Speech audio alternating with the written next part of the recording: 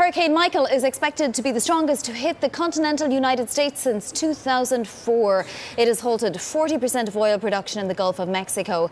Joining us with the latest is Bloomberg's Tina Davis. Tina, how bad could this get? Well, I think you're seeing we're about probably a couple hours away from official landfall now. This is a Category 4 storm. It's a very powerful storm in terms of its winds. What it's not is going to bring a lot of rain to the region. So we're talking about a dangerous 14-foot storm surge associated with this weather system, but it's not going to drop feet of rain or, necessarily cause dramatic flooding in those areas. So that's kind of the good news. This is going to be much more of a wind event. Again, with 145-mile-an-hour winds, that's nothing to sneeze at. You will see power outages associated with that. Duke Energy is calling for about 200,000 people, it estimates, are going to lose power as a result of this storm. So what market reaction are we likely to see? Will we see commodities reaction? Will we see insurers react? The market reaction so far has been very muted. Certainly from the commodities end, this storm kind of threaded the needle.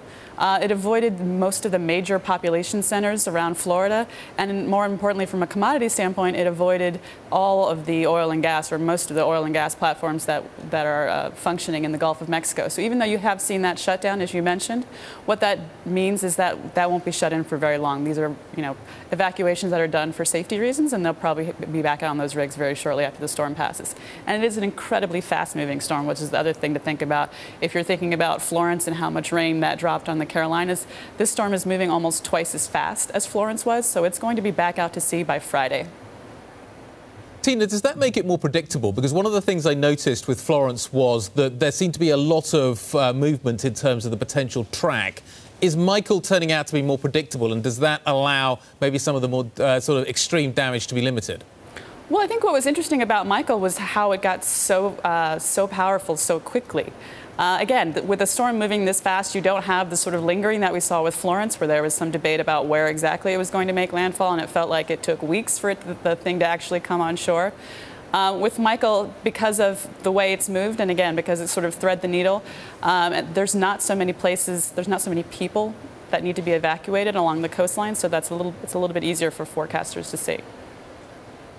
Can you just give us a quick sense? You talk about the market reaction being reasonably limited. Is that because there's been, particularly in cotton and some of the other crops, quite a lot of planting? The crop is quite big. As a result, the damage relative to the size will be limited. Right, and the other thing you should be looking at is the price movements before the storm. So look at yesterday rather than today, and look at Friday.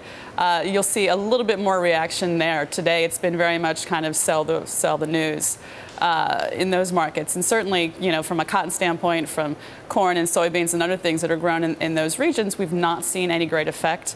So again, if we're talking about 4 to 8 inches of rain, it's not going to necessarily devastate the crops that are in the fields now.